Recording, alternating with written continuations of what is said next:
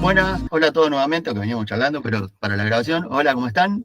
Hoy vamos a charlar con Maxi Papandrea, editor, director, capo de una de las más grandes editoriales argentinas independientes. ¿Está bien? ¿Sos de los más grandes? No, para nada. ¿Cómo que no? De los independientes estás ahí arriba. ¿Qué sé yo? Una, una, una de las tantas lindas editoriales independientes. Sí, muy linda, muy linda. El- ¿Qué es sigilo, Maxi? Mm. Sigilo es el segundo nombre que tiene la editorial. Eh, no sé si sabías la historia, pero arrancó con otro nombre y a los 2 años, un poco más, se lo tuvimos que cambiar. ¿Qué pasó ahí? Eh, y tenía, bueno, no puedo mencionar el nombre por restricciones contractuales, supongo que eso no corre más, pero bueno, todavía lo respeto, te diría que un poco por épica. Eh, Cuando arrancamos tenía otro, la historia está por ahí contada en algún lugar, tenía otro nombre y bueno, había una empresa que hace agendas, todavía existe, que salió simultáneamente, una empresa también independiente. eh, y nosotros habíamos hecho una averiguación del nombre, estuvimos googleando y rastreando y vimos que no había nada parecido. Y dijimos, bueno, nos lanzamos y con todo, con todo los nervios y todo el trabajo de preparación, dejamos para después el registro de marca. Y bueno, y hubo una especie de conflicto de marca, las otras personas no querían que existieran dos proyectos con el mismo nombre, hubo abogados de por medio, fue todo muy dramático y bastante costoso porque tuvimos que, o sea, ahora parece un chiste todo y parece como una anécdota más de de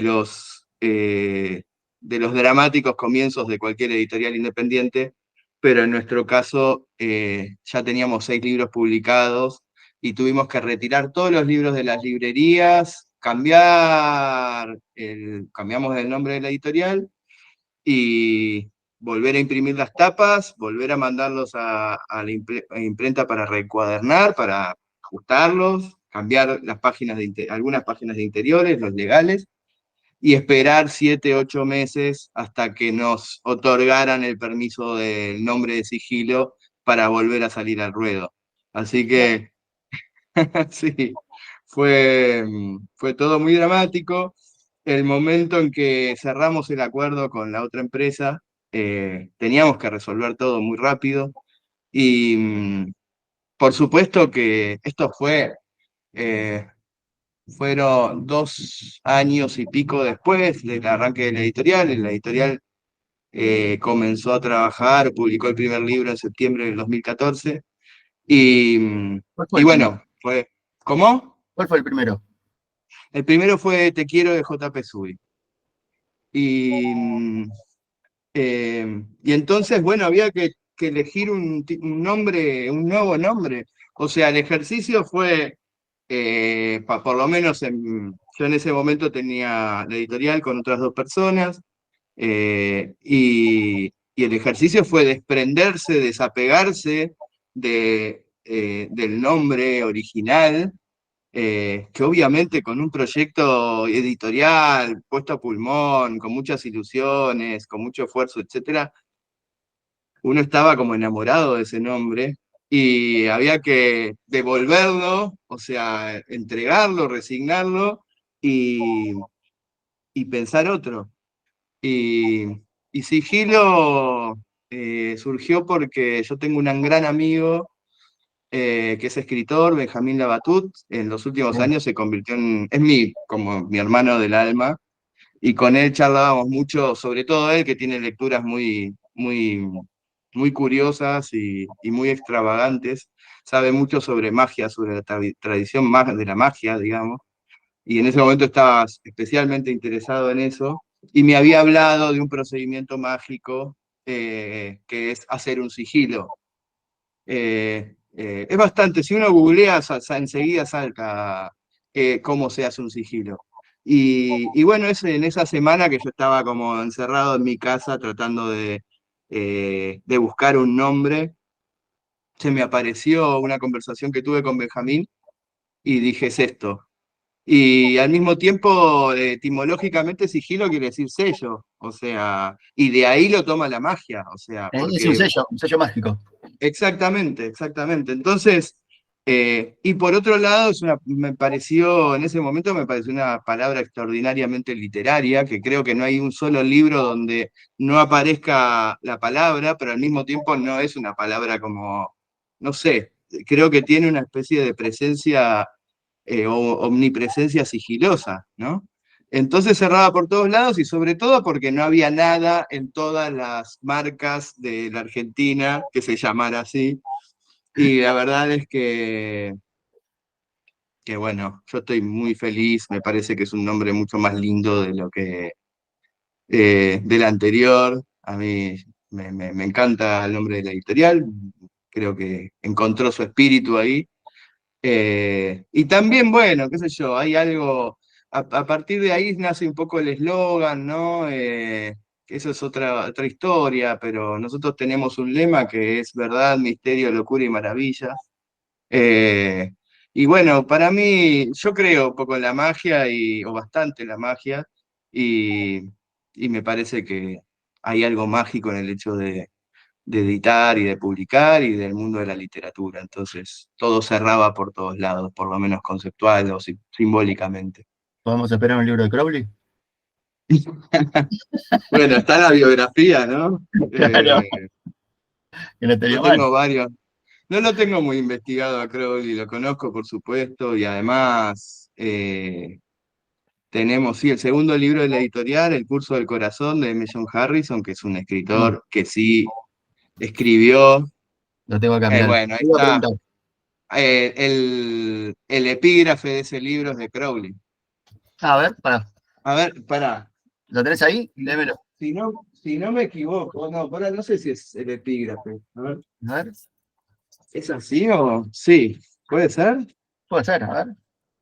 Sí, ella se había Sí, entregado. ahí está, Léelo vos, ahí léelo está. vos. ¿Lo tenés ahí? Léelo vos. Sí, a ver. Ella se había entregado a todo lo que vive participando de su misterio, y dispuesta a ser la criada de cada cosa, se ha convertido en la señora de todo. Aleister Crowley. Hay que ver de quién habla, quién es ella. Y ella Investiguen, es, bueno, hay investiguen. muchas ellas en esta novela. Esta Claro. es una de mis novelas favoritas de todos los tiempos. ¿Por Y qué? fue el segundo libro que publicamos en la editorial.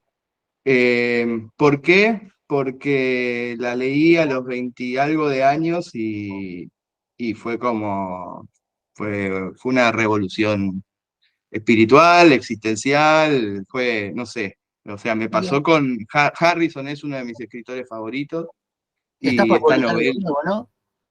ya salió Ah, a mal, fines hicieron del mal el 20. trabajo. Sí, Producción, me sí. hicieron mal el trabajo. En el 22, en diciembre, publicamos su última novela de ficción, o sea, lo último que publicó en ficción. Ahora acaba de salir un libro nuevo de él y, eso salió en Inglaterra en 2020 y lo publicamos nosotros en diciembre del año pasado. Bien. Eh, bueno, y esta novela, El curso del corazón, yo la había leído en la edición de Minotauro, que en esa época, o sea, y que es otra de mis editoriales como referentes y que fue muy importante en mi formación como lector.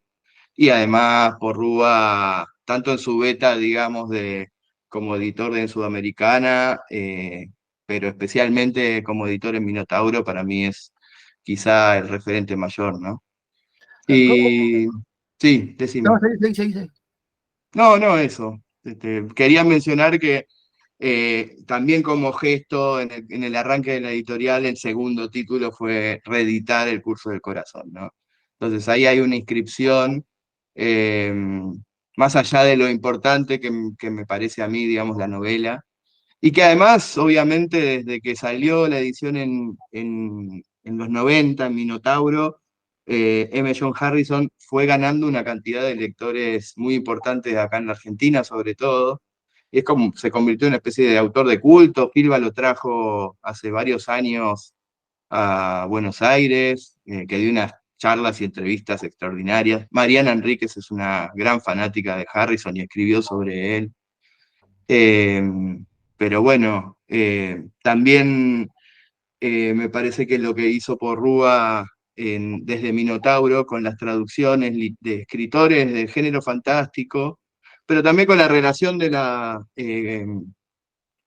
la literatura con otras lenguas, me parece, para mí, digamos, es muy importante ese trabajo de cómo las traducciones eh, empiezan a contaminar o a influenciar las literaturas nacionales, ¿no? Las tradiciones que tenemos acá. Y entonces por eso, cuando arrancamos con la editorial, fue muy importante arrancar con un autor contemporáneo argentino y el segundo paso fue publicar una traducción de un autor inglés contemporáneo, ¿no? ¿Qué tiene que tener un libro para que vos digas es para sigilo? Mm.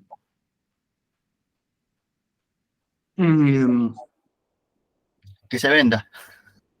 no, no, no, no, no, para nada.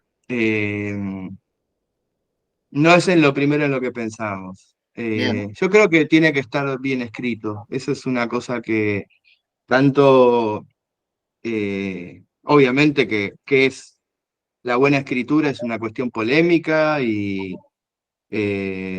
cada uno además tiene su propia idea respecto de qué es que un libro esté bien escrito. Pero nosotros, tanto en la ficción como en los pocos libros de ensayos que publicamos, eh, no sé, creo que ese es el hilo conductor, porque después tenemos, por lo menos desde la pretensión de la construcción de catálogo, mm, nuestra idea es hacer un catálogo lo más ecléctico posible dentro del marco de nuestra principal interés es la ficción, escrita en español o en otras lenguas, y entonces, tanto temática como genéricamente, nos gusta ser muy abiertos y desprejuiciados. Entonces, el hilo dorado, por decir así, para nosotros, desde nuestro criterio, desde el modo en que nos contamos a nosotros mismos, es ese, es que los libros estén bien escritos, que tengan calidad literaria, ¿no? y también algo que noto, que no es muy común para este momento editorial, que tus libros tienen varias páginas. Ah, Son sí, mucho es más que cierto. que el promedio, son mucho más grandes que el promedio. Sí, sí, sí, sí.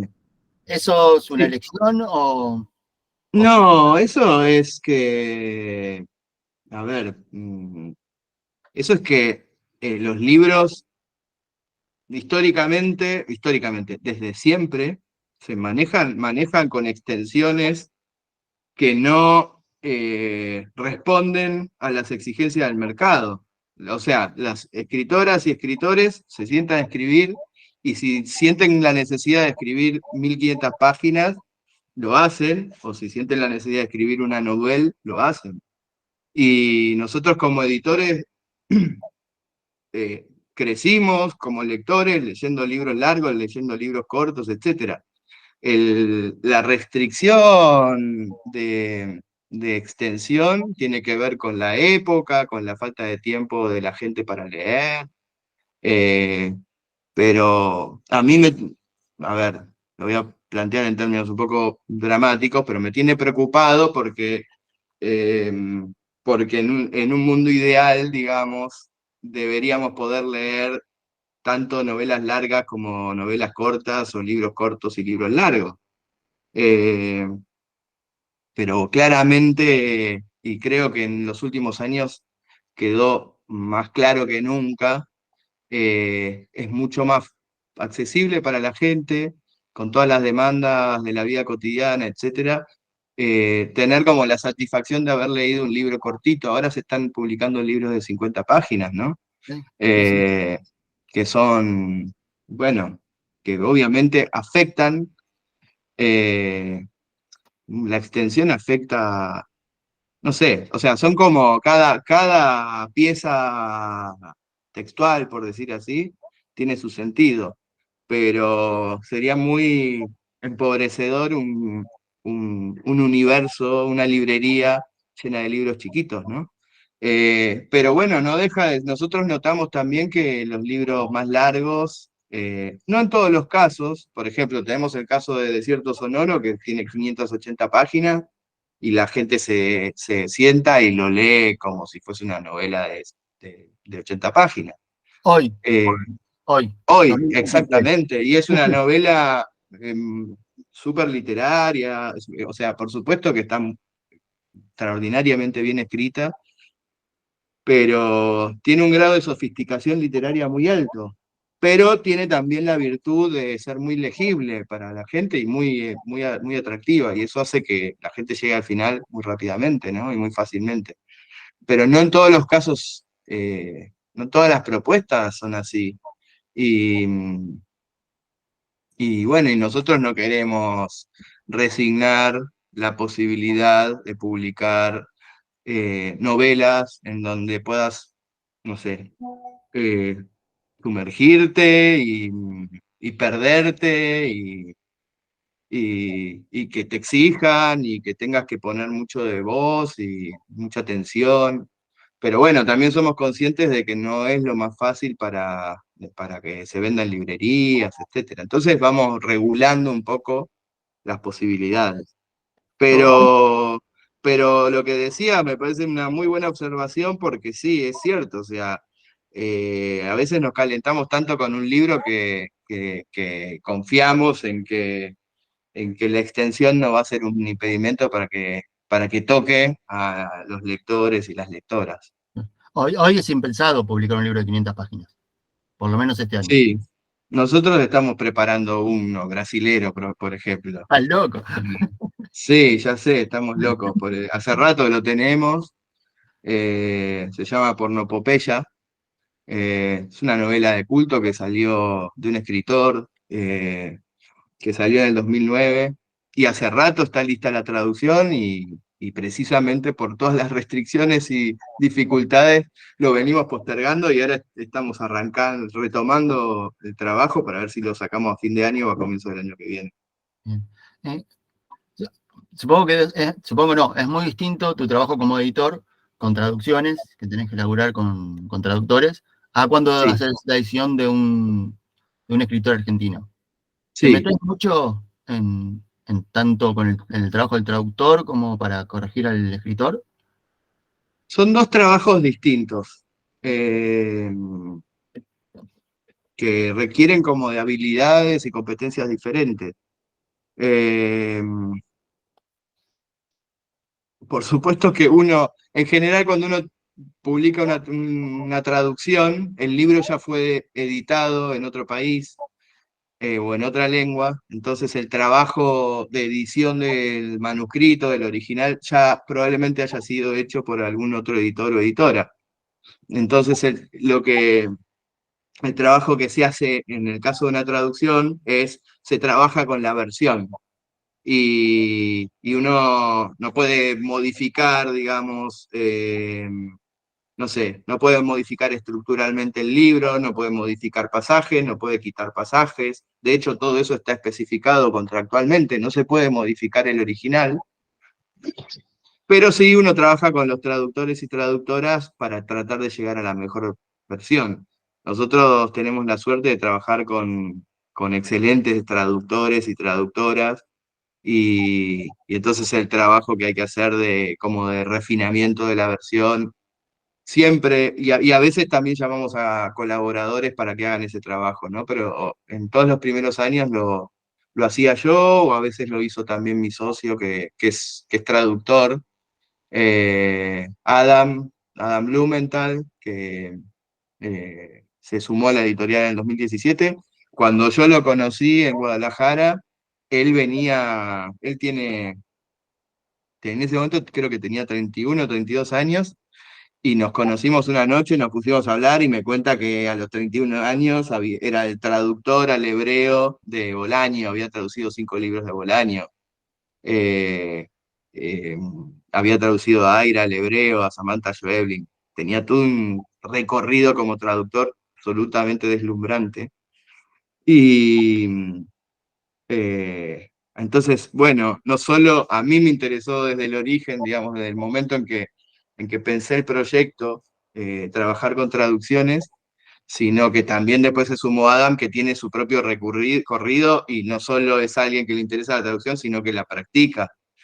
Eh, y ahí entonces el trabajo es de refinamiento, digamos, o de, de la versión, ¿no? De la traducción.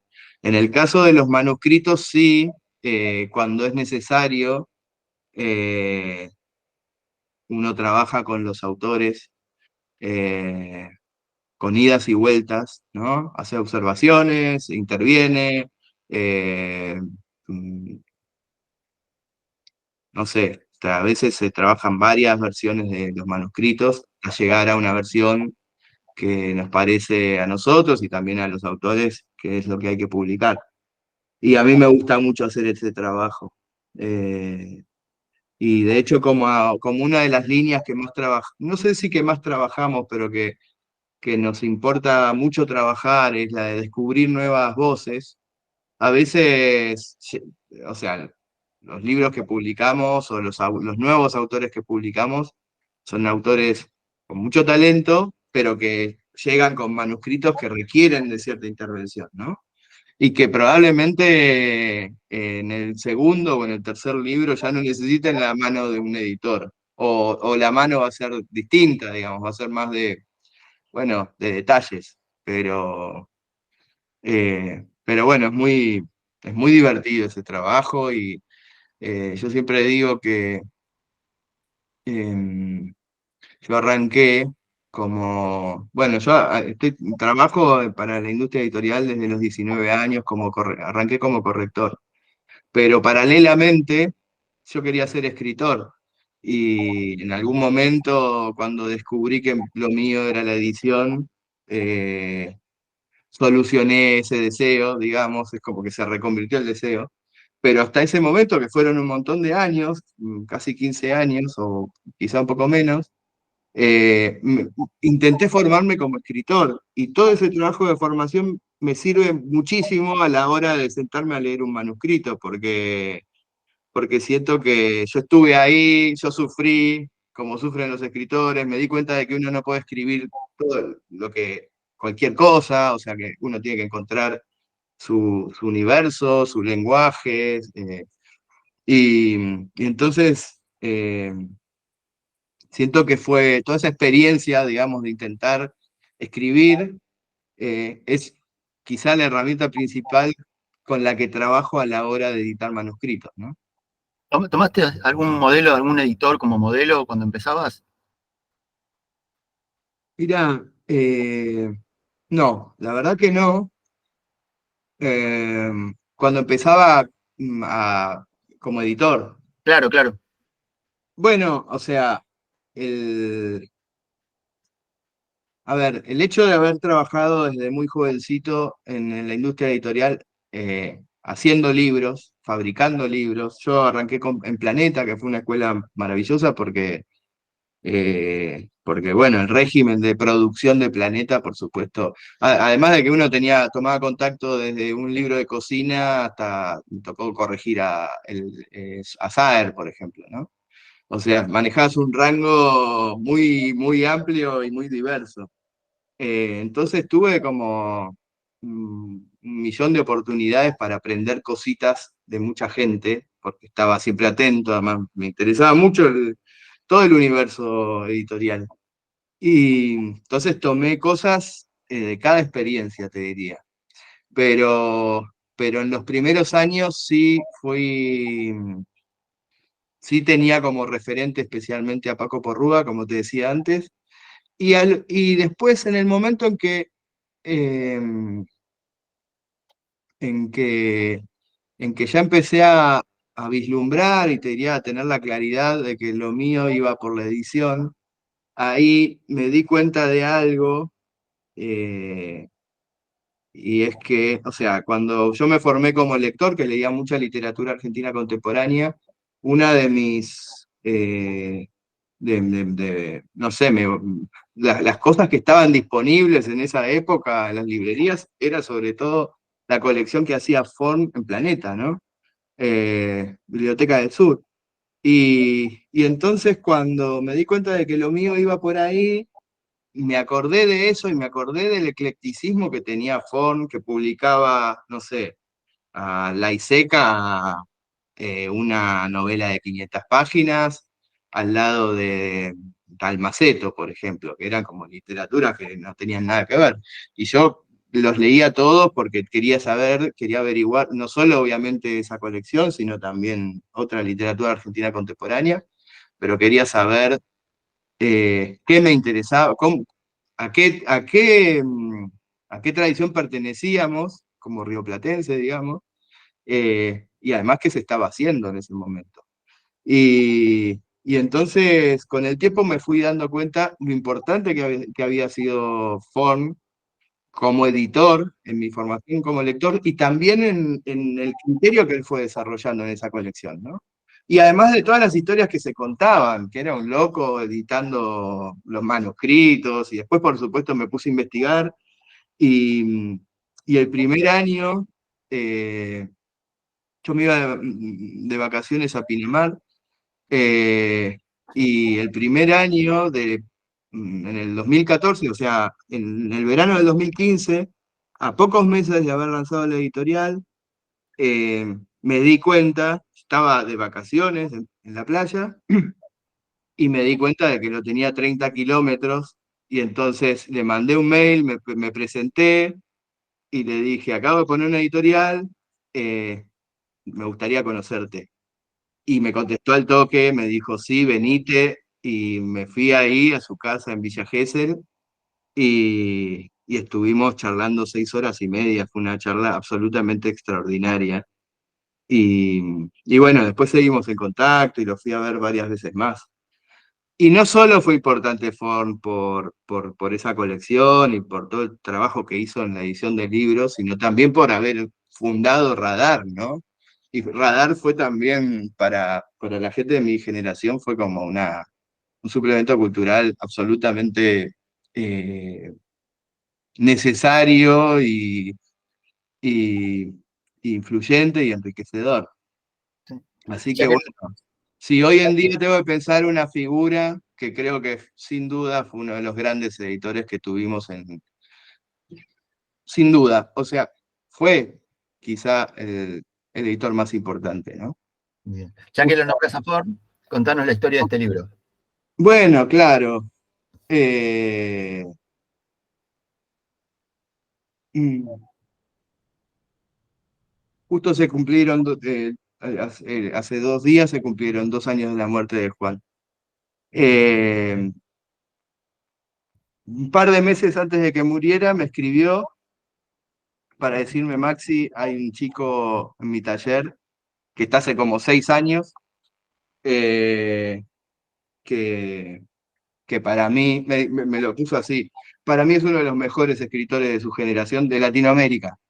Me hizo, o sea, me mandó un mail donde era una especie de columnita de Forn, eh, para recomendarme que leyera, y, y yo le contesté, por supuesto, Juan, no necesitabas decirme nada, si vos me decías, para todo y léelo, yo lo iba a hacer.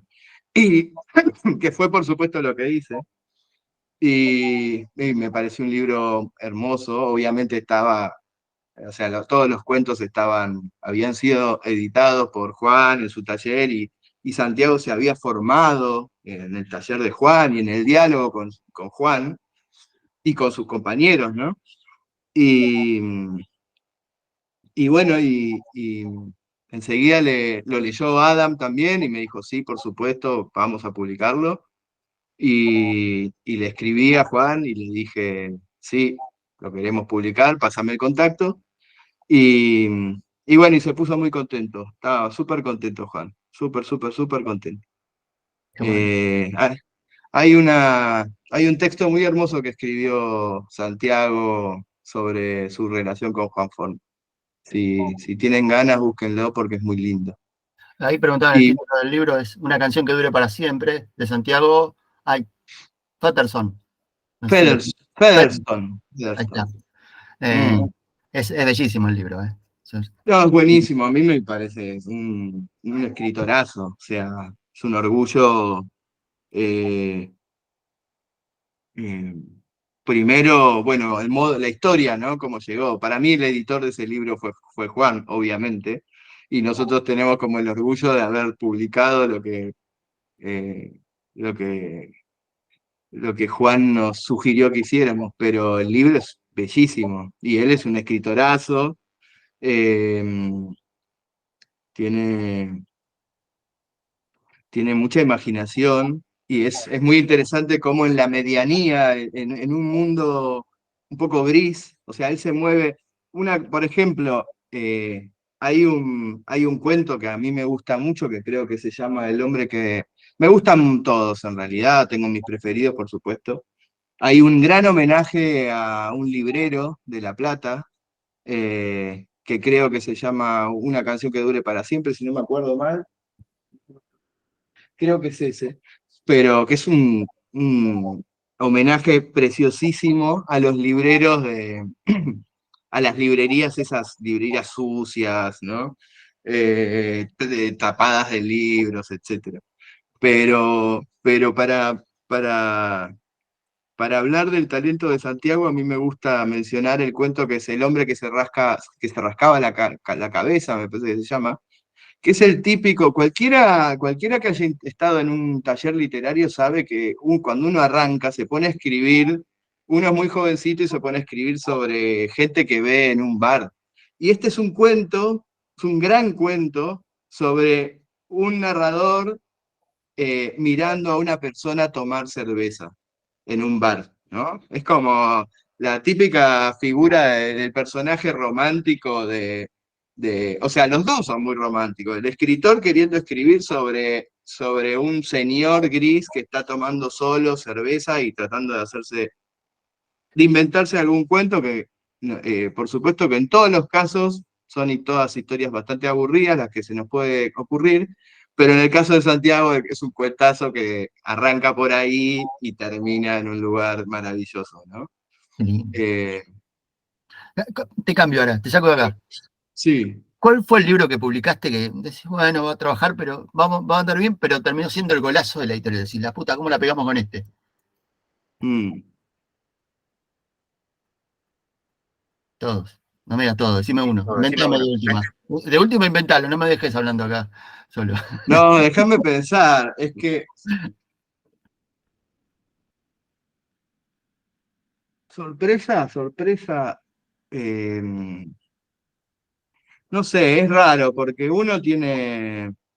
eh, El de Jesse Ball, que vendió un montón. eh, Es que uno, a ver, nosotros todo lo que publicamos y que creo que vamos a seguir publicando, lo hacemos con una gran convicción. Eh, y humildemente creemos que tenemos ideas, por supuesto que hay libros que, o sea, lo que quiero decir es que detrás de la publicación de un libro no solo hay una fe profunda en el libro, en el valor que tiene publicar ese libro, eh, sino que además tenemos la ilusión de que lo lea mucha gente. Por supuesto que no creemos que todos los libros van a vender, no sé, 10.000 ejemplares como vendió el de Jesse Ball. Sabemos que en función de la propuesta es el público al que puede interpelar, ¿no? Y creo que a esta altura más o menos sabemos qué libro va a vender bastante y qué libro va a vender menos. Entonces, no recuerdo ninguna sorpresa. Sí, y me gustaría no mencionarla, pero sí hay libros que por ahí apostábamos que fue porque un gol en más. contra. Sí. Claro, eso sí, hay varios de esos. Pero en general las cosas que funcionaron, sentíamos que funcionaron en la venta, ¿no? Sentíamos que tenía ese potencial de funcionar, sí. A ver, mm, el libro más vendido de la editorial obviamente es Cometierra, y nosotros Siguen teniendo los estábamos... derechos, ¿no? Seguís teniendo ¿Cómo? los derechos, ¿no? Sí, sí, sí, sí, sí, sí, sí. Y, em, y bueno, como nosotros estamos convencidos de que iba a ser un libro que iba a interpelar, que iba a gustar, que iba a llamar la atención, que iba a tener buenas ventas.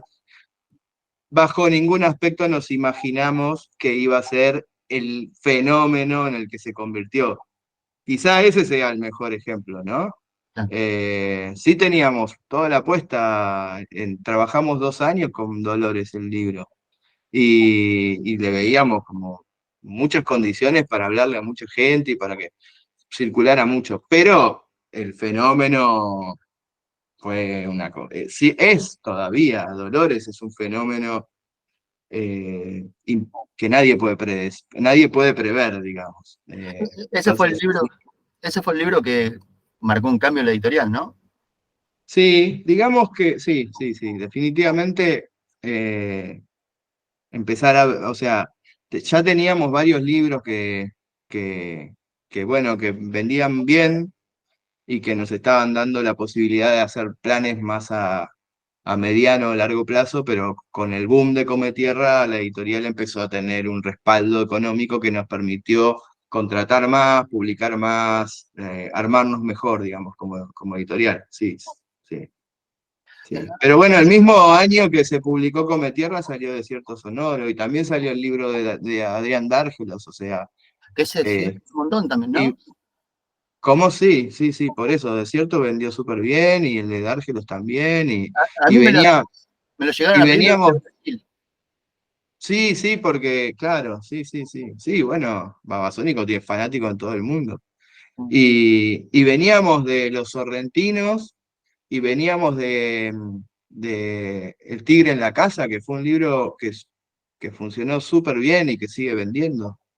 Entonces por eso te decía al comienzo, a partir del 2018 la cosa empezó a cambiar, ¿no? Ahí metiste gol tras gol, decís, mierda, ya está, gol, gol, gol, vamos, vamos, ¿cómo sostenemos? Sí. Mm, Terminé de leer Victoriosa, me encantó este libro, me encantó sí, cómo trabaja el personaje, los personajes, sí, sí, conocer otra sociedad, sí, sí, sí, entenderla de sí. otro lado. Contanos un poco sobre el autor para quien no conozca. Publicaste 2 libros de él. Sí, sí, sí. El monstruo de la... Salir. Sí, salir. Bueno, a ver, lo primero que hay que decir, quizá no del libro, sino de la editorial, es que mi socio es israelí. O sea, él nació allá, toda su historia familiar tiene que ver con eso. Y el día en que nosotros decidimos armar, que se sumara Sigilo, que Adam estaba en Buenos Aires y me dijo, te tengo que hablar de un libro, y me habló del Monstruo de la Memoria. Y fue la noche, estábamos en mi casa tomando un vino y celebrando la sociedad, y él me dijo, te tengo que hablar de este libro. Él lo había leído en manuscrito, su papá es traductor y asesor literario y trabajó también como editor, es una persona muy reconocida en la cultura y en la tradición editorial israelí, y el papá le había dicho, tenés que leer este libro. Y yo lo que pensé, y me lo contó de pe a pa durante una hora, y me pareció súper interesante. Yo no leo en hebreo, por supuesto, y dije, bueno, si vamos a ser socios, tenemos que arrancar por ahí. Y además, por supuesto, que es como una gran ventaja que tenemos como editorial, eh, el poder tener una relación íntima con otra lengua, ¿no? Y con una lengua que no es de las que más se publican, de hecho se publica bastante poco en toda Iberoamérica. Sí. Y entonces nuestro plan es seguir publicando autores israelíes, pero Sarid nos parece que iba muy bien con este espíritu de publicar autores contemporáneos en traducción. eh, y eh, El Monstruo de la Memoria, no sé si es el quinto libro de Sarid. Había tenido en Penguin México se tradujo no sé si es su primera novela, que ahora estamos tratando de recuperar para poder reeditar el año que viene. Entonces, por un lado está el interés de la editorial por la literatura israelí, que viene con Adam. Y por otro lado está Sarid, que me parece que es un escritor bastante raro, eh, raro en el sentido de que no es un muy buen escritor, compone muy bien las tramas, traza muy bien los personajes, pero tiene una obsesión con meterse en las zonas más revulsivas de la cultura israelí, que es absolutamente, y que además es una mirada que es muy difícil que tenga algún otro escritor o escritora desde otro lugar del mundo, porque él se mete como en las zonas oscuras de la cultura y desde adentro, ¿no? Con una mirada crítica, es muy crítico, Ujú. pero, pero no se considera fuera de la cultura o como un, Sí, como un outsider. claro, como un outsider. Bueno, el monstruo de la memoria, y además el monstruo de la memoria es extrapolable a la relación que tienen todos los estados con sus memorias históricas. En el caso de Israel es el Holocausto, nada menos. Pero se puede pensar qué hace cada país o qué hace cada estado, cómo gestiona cada estado las memorias históricas, ¿no? Y en Claro. el caso de Victoriosa es la guerra y es el ejército y es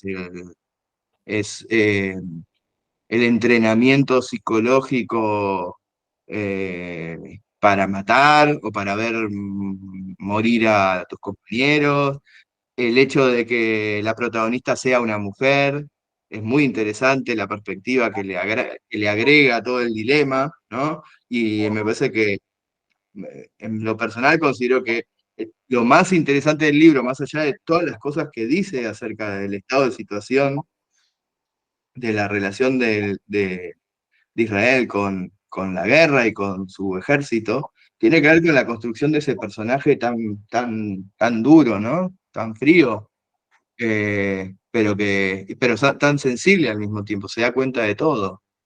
Eh, Ella para contarles un poco, es experta en, en entrenamiento psicológico a soldados. Hizo toda su carrera ahí. Eh, y entonces le toca, o sea, no solo prepararlos para matar, sino también recoge los pedazos después de que vuelven. Y, y le pasa que su propio hijo va al servicio militar y toma decisiones que lo exponen mucho y entonces entra en un dilema, ¿no? Claro. Es importante, me parece acá, conocer que en Israel también el servicio militar lo hacen las mujeres. Sí, sí, Y, sí, bueno, eso está en la novela, ¿viste? Hay sí, los sí, sí, personajes sí. femeninos, no es Sí, sí, solo ella, por es muy eso, interesante, es muy sí, sí, interesante. sí, sí, Eh, súper interesante. te cambio de libro. Por Sí, hablar de María Luque, pero también sí. a partir de María nos cuentes un poco la historia de por qué las tapas de sigilo. Ah, sí. Bueno, a ver, yo siempre tiendo a hacer las historias un poco largas, pero todo tiene historias largas. Yo antes de fundar Sigilo trabajé 5 años en La Bestia Equilátera y fui como coordinador y un poco editor de mesa y me tocaba coordinar las tapas de Sigilo con Pablo Cambariere y a la hora de pensar y una de las características que trajo La Bestia a la edición argentina es que no se trabajaba con maqueta de colección, ¿no? O sea, lo tradicional, obviamente que no en todos los casos, pero lo más tradicional es pensar un diseño de colección que identifique el sello, sea independiente o sea una gran editorial o una gran editorial independiente. Anagrama es el ejemplo más conocido. Eh, y a mí me gustaba mucho la posibilidad expresiva que le daba la bestia equilátera, que todas las tapas sean distintas, que la tipografía variara, que el dibujo variara, que el diseño variara, etc. Y cuando pensamos la editorial en una propuesta ecléctica, me parecía que recurrir a un diseño de colección iba a reducir las posibilidades expresivas de la presentación en sociedad, en público, de cada libro que publicáramos. Eh, no es lo mismo publicar a J.P. Sui, un autor contemporáneo, que publicar un libro casi clásico del siglo XX como El Peregrino. Entonces quería tener ese rango expresivo.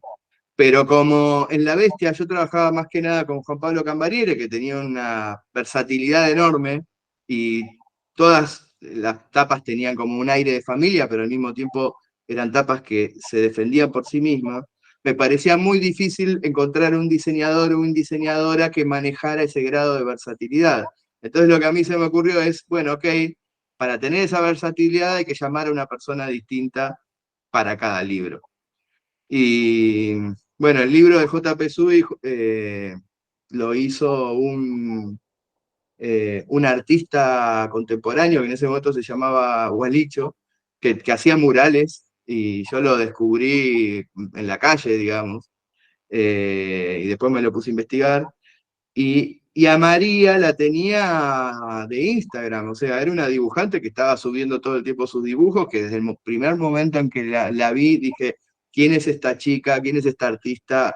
Estaba fascinado con sus dibujos y con su arte, y que la vi estando trabajando todavía en la Bestia Equilátera, y en ese momento dije yo, algún día quiero hacer algo con ella.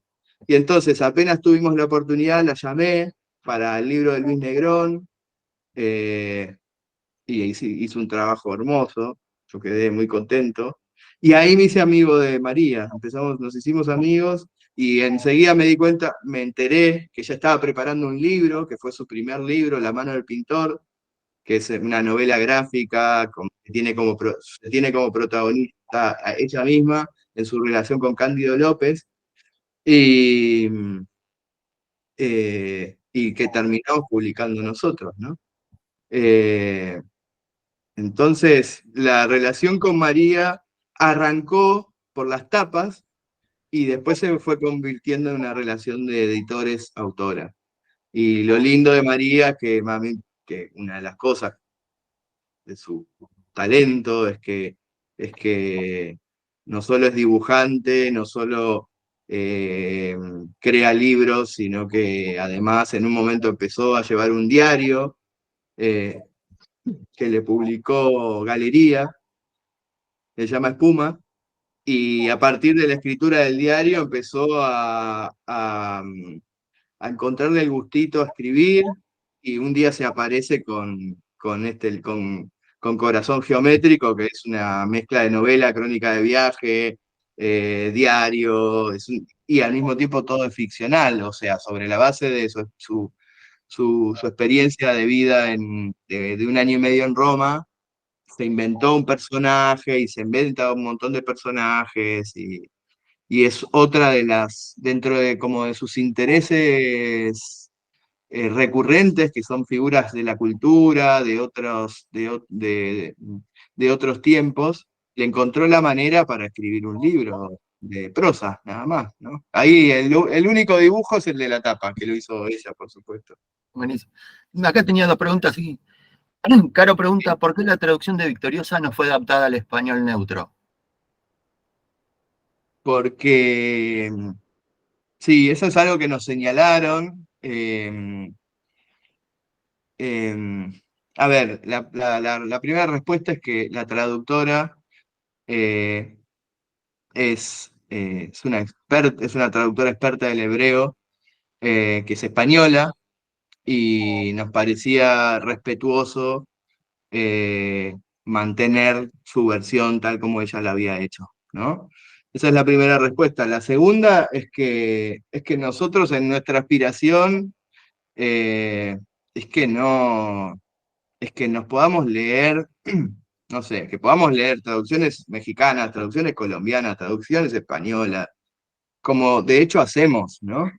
Como es una editorial que trabaja desde Argentina, que trabaja desde España y que está en diálogo un poco con todo el universo iberoamericano, en nuestra pretensión nos gustaría ir formando, entre comillas, a lectores y lectoras que no necesiten, o sea, a mí me parece que es una traducción perfectamente legible, que todos entendemos, eh, y que no está mal que choque un poco, no sé, los usos españoles, si de última se entienden, ¿no?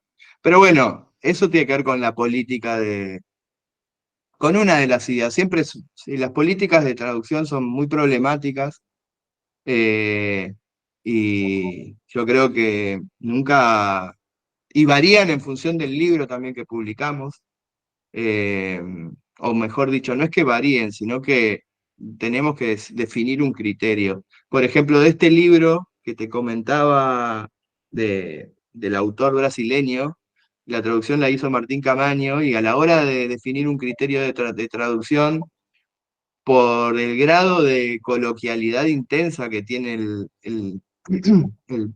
portugués del libro, decidimos traducirlos al rioplatense, a pesar de que nosotros no somos una editorial que nos guste traducir al rioplatense. Y en este libro nos parecía que para que el libro no perdiera riqueza había que pronunciarse todavía más o tomar una decisión un poco más, eh, no sé, eh, más alejada de esa especie de entelequia que es la traducción neutra, que para mí no existe, no es verdad que existe una traducción neutra, ¿no? En todo caso, hay traducciones más marcadas por, por, por una lengua que por otras, pero no, es muy difícil, no hay un español neutro que le hable a todo el mundo sin incomodarlo.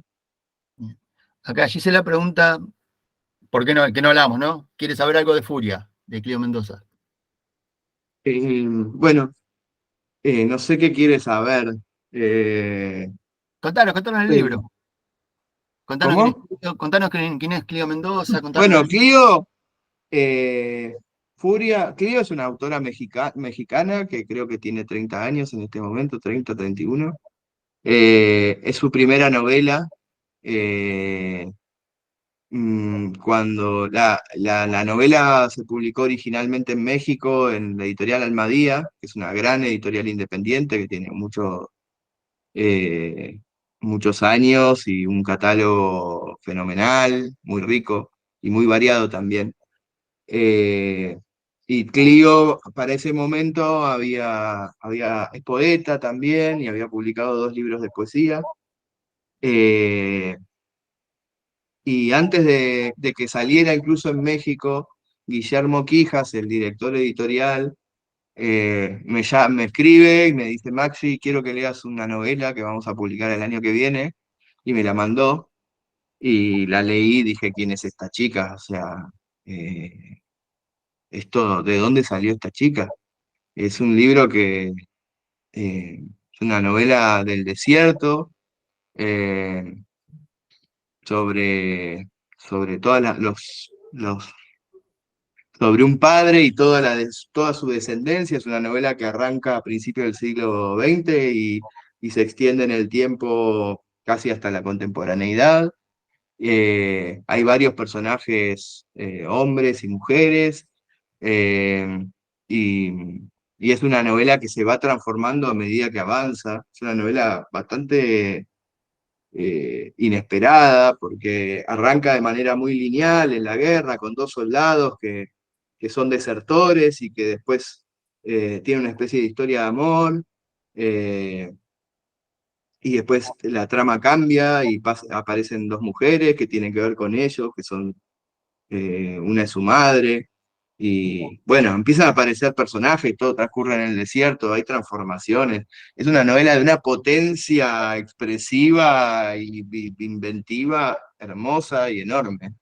Y Clio, sin duda, es uno de los talentos, o sea, estas apariciones que nos da la literatura maravillosas. Todo lo que haga Clio va a ser definitivamente interesante. El año pasado estuvo en Buenos Aires, ella invitada por Filba, y además es un ser hermoso, hermoso. Buenísimo. Este mes tenemos el Messi Giro en la librería. Para que mando el chivo a ver si puedo vender algo. Sí, dale. Tenemos el Messi Giro, o sea que están todos los libros tuyos con un 10% de descuento. Ah, qué Si bueno, me compra parece tres muy bien. libros, nosotros le mandamos de regalo todo nuestro agradecimiento, nuestro amor, todo eso Está bien, junto. Así está que muy para que bien. reciban ese regalo, decime 3 libros de la editorial. Vayan a esto, no vayas a lo obvio. A ver, ¿qué? No, lo obvio. No, bueno, a ver, ahora acabamos de Pará, publicar. pará. Sí. Y no me nombres esos 2 libros que voy a mandar a No, por distribuir. supuesto, por supuesto, por supuesto. Eh, Acabamos de publicar la primera novela. Sí, sí, eso definitivamente es una novela que nos llegó por mail, el año pasado. Salomé nos escribió, eh, Yo abrí el mail, leí las primeras páginas y dije, acá hay algo. Bueno, la novela es hermosa. Salomé es una chica que nació, es jujeña, vive en Córdoba, vivió 7 años en México, es poeta. De hecho, es muy interesante cómo cuenta ella el origen de la novela, porque ella formaba parte de un grupo de escritura, un grupo que armó ella con amigas mexicanas, y ella dijo, bueno, un poco para participar de ese grupo, dijo, voy a escribir un cuento. O sea, se propuso escribir un cuento y terminó escribiendo una novela. Es como una especie de novela involuntaria. Le empezaron a aparecer personajes y situaciones y ella dijo, acá hay algo. Fue como siguiendo el llamado de sus propias invenciones, digamos, y terminó escribiendo esta novela preciosa muy bien escrita así como si no fuera una primera novela, eh, sobre una mujer que se llama Hilda Bustamante, que muere a los 78 años y un año después revive, resucita en la tumba, logra salir y lo primero que hace es refugiarse en la iglesia, que es, además después te enterás que ella formaba parte de un grupo de mujeres que ayudan en la iglesia. Todo esto transcurre en una ciudad chica, digamos, en algún lugar de la Argentina, no sabemos muy bien cuál es. Y, y bueno, hay una escena ahí, no sé qué, y ella ve las escaleras, en ese momento están sonando las campanas que está llamando a misa, y ella ve las escaleras, escucha las campanas y siente que la tentación de subir al campanario y tocar las campanas, y empieza a tocar las campanas, y en un momento, en el último, estallan todos los vidrios de la ciudad con una de las campanadas. Así arranca la novela, o sea, a partir de ahí todo es una novela muy, muy emotiva y muy graciosa. Una de las cosas que también nos gusta mucho de lo que publicamos es que muchos libros eh, tienen humor, que yo creo que no es tan común encontrar en ficción libros que te hagan reír, ¿no? No son libros cómicos, es como Los Sorrentinos no es un libro cómico, pues es un libro que te hace reír. Y me di cuenta de que el humor está muy presente en escritores, en escritores y escritoras de la editorial. Marcelo Cohen, por ejemplo, que es uno de los, que para mí, grandes escritores argentinos. Bueno, en Cohen está presente permanentemente el humor, en cada página está presente. Y en La Segunda Avenida de Hilda también, es una novela que te hace reír mucho y también te hace llorar, digamos.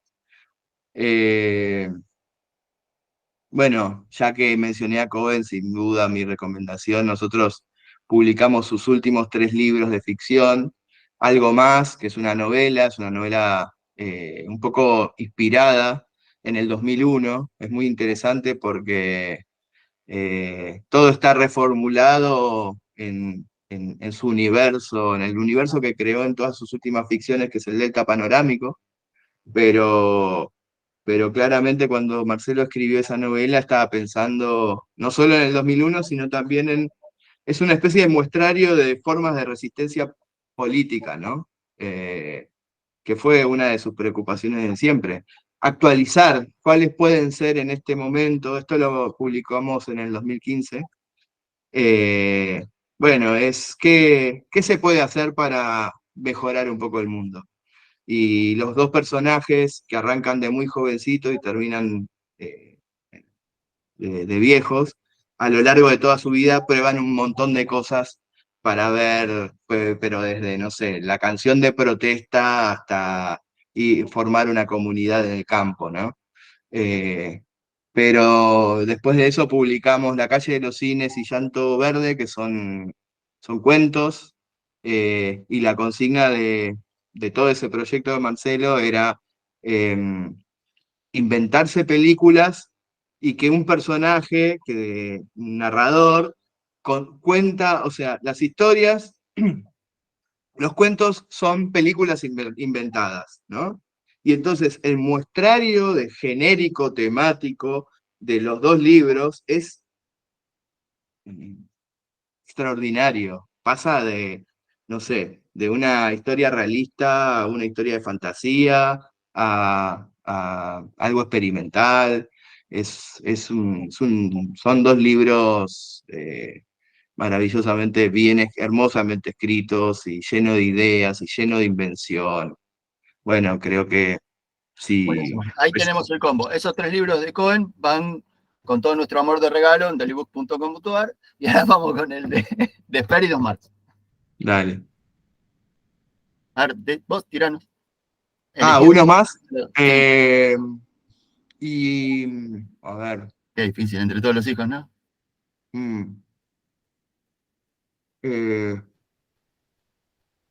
bueno, eh, yo creo que Devenir Animal de David Abram, para hablar un poco de...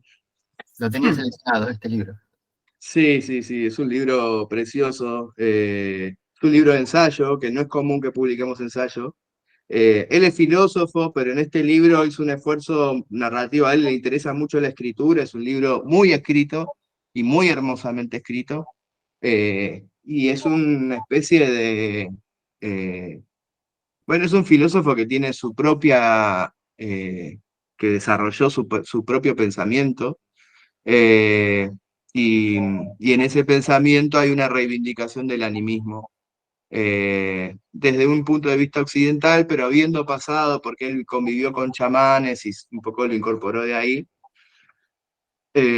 y básicamente es un planteo muy, muy hondo, de cómo el ser humano puede cambiar el modo de relacionarse, no solo con el resto de los seres del planeta, con animales y con la naturaleza, sino también con las cosas. De ahí su animismo, ¿no? Para él, todas las cosas, las piedras, el viento, todo tiene presencia y tiene su lenguaje, y entonces a lo largo del libro desarrolla eh, de- desarrolla distintos aspectos del ser humano y del planeta y de la relación del ser humano con el planeta. Arranca hablando de la sombra, por ejemplo. El primer capítulo es sobre la sombra.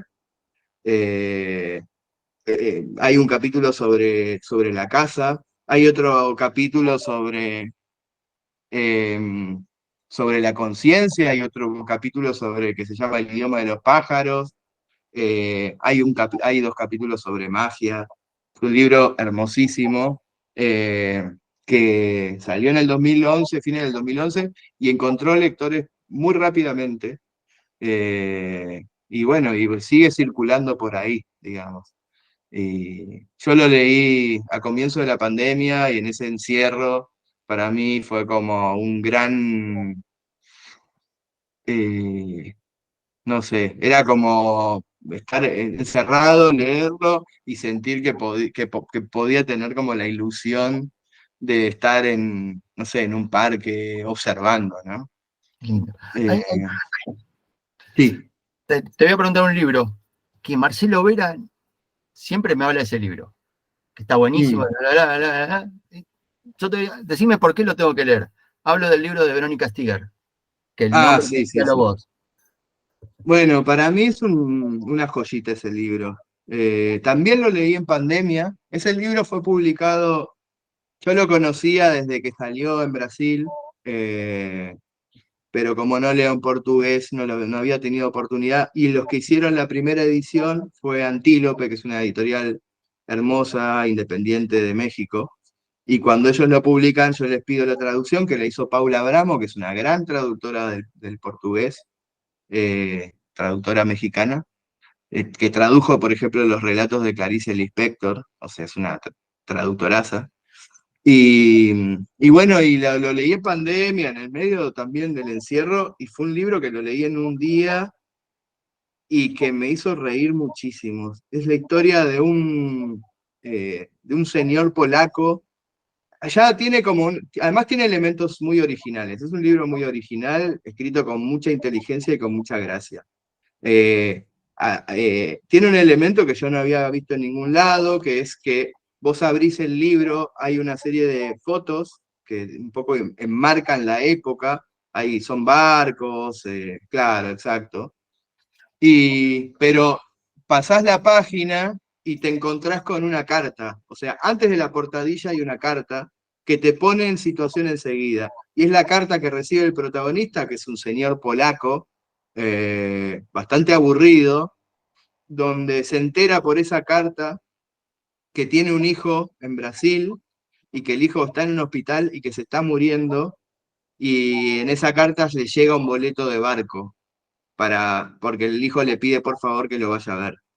Y el señor, que no sabía, él había vivido en su juventud en Brasil y no sabía que tenía un hijo, decide tomarse el barco.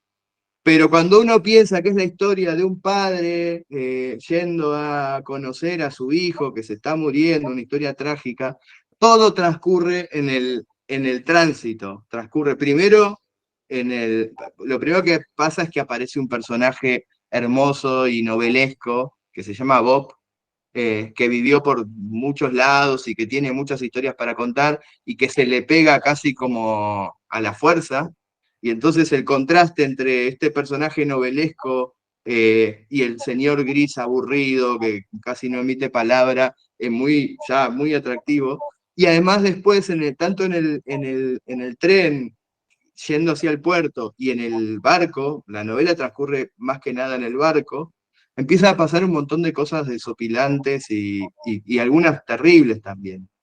Es una joya de novela, muy bien escrita. Por supuesto que la historia del hijo se cierra, pero la sorpresa es todo lo que pasa en el medio, además. Es Buenísimo. una novela.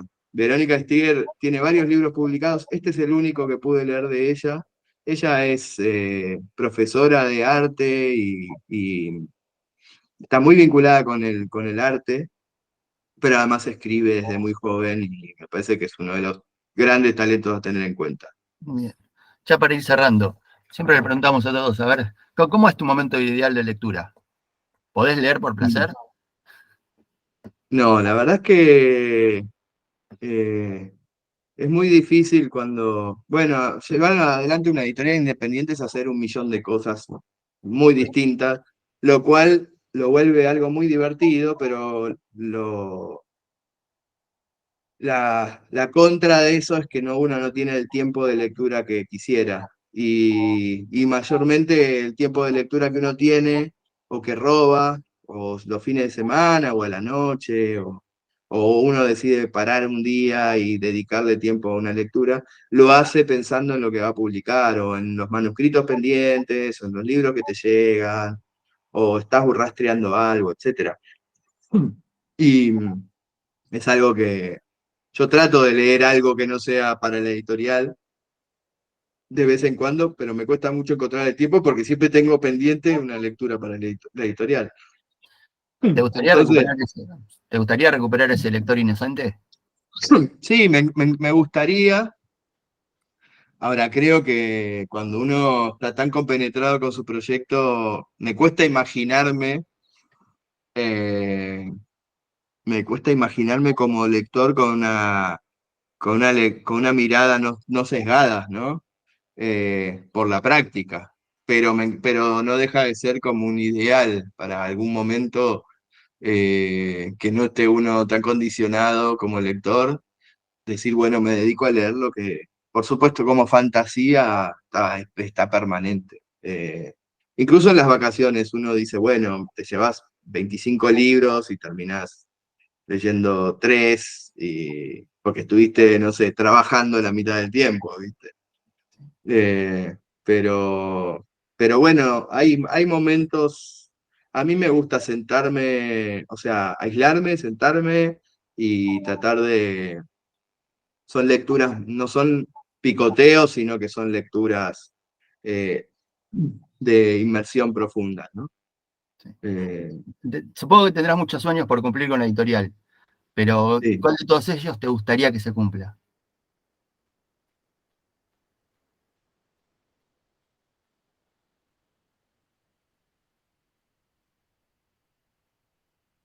Ay,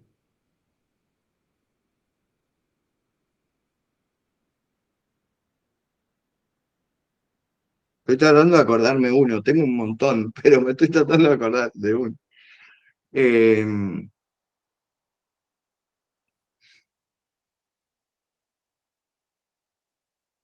a ver, la respuesta más aburrida es lo que uno persigue, es llegar a un grado de estabilidad que te permita seguir publicando toda la vida y siendo cada vez más libre en la publicación, ¿no? Creo que ese es el sueño, es el principal sueño. Nosotros estamos cerca de hacer eso y eso nos tiene muy felices, pero todavía no. Y, y después te diría que cada libro es un poco cliché, pero cada libro es un sueño cumplido. Y tener esta editorial donde básicamente hacemos lo que queremos y lo que queremos está hecho del diálogo con mucha gente y no solo gente de acá y no estoy solamente hablando, sino de toda la gente, toda la comunidad que se fue con nuestros autores y autoras, nuestros colaboradores, amigos, amigas. Es una red de gente que cada día es más grande. Eh, la editorial es un sueño cumplido permanentemente y lo hacemos con mucha felicidad y estamos muy orgullosos de lo que hacemos y, y, y estamos enamorados de cada libro que publicamos. Entonces, sí, por supuesto, hay como cosas, pero pendientes, ¿no? Eh, pero, pero te diría que lo más importante es eso, es el sueño realizado permanentemente. Buenísimo. Bueno, Maxi, la verdad que fue un placer escucharte. Bueno, muchas gracias. Seguramente te vuelvo a romper las bolas en algún otro momento. Eh, Bueno, no sé si alguien quiere preguntar algo, si no, lo dejamos libre y se van todos a perdón, comprar un libro de sigilo. vengo de una, ¿Eh? vengo de una bronquitis, así que estoy todavía con un poco de tos. Sí, tranqui. Así que nada, muchas gracias a todos, sobre todo a No, vos. a Y ustedes por escuchar y por estar ahí. Espero que les haya divertido un poco la charla. estuvo buenísimo. No sé si alguien quiere preguntar algo, si no, lo dejamos libre. Pueden ir a Daily Books a comprar. Gracias. Ahí sí. Gracias a Bueno, ustedes. Bueno, la semana que, aviso parroquial, la semana que viene, el jueves que viene, charlamos con Ezequiel Pérez, el autor del libro de mes del club. Y nada, seguimos en el WhatsApp. bueno, Gracias a gracias todos a todos y todas. y a Gracias, vos. Martín. Muchas gracias.